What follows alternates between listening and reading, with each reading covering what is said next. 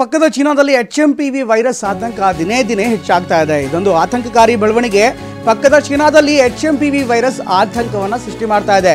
China ಪರಿಸ್ಥಿತಿ ಮೇಲೆ ನೆರೆಯ ದೇಶಗಳು ಈಗ ನಿಗಾವನ್ನ ಇಟ್ಟಿವೆ. ಪ್ರಮುಖವಾಗಿ ಹಾಂಗ್ಕಾಂಗ್ನಲ್ಲಿ ಕೆಲ HMPV ಸೋಂಕಿತರು ಪತ್ತೆಯಾಗಿದ್ದಾರೆ. ಅದೇ ರೀತಿ ಜಪಾನ್ದಲ್ಲೂ ಇದೇ ಪ್ರಮಾಣದ ಸೋಂಕಿತರು ಪತ್ತೆಯಾಗಿದ್ದಾರೆ ಅಂತ ಮಾಹಿತಿ ಲಭ್ಯವಾಗ್ತಾ ಇದೆ. ಚಳಿಗಾಲ ಹಿನ್ನೆಲೆ ಸೋಂಕಿನ ಪ್ರಮಾಣ ಹೆಚ್ಚಳವಾಗಿದೆ.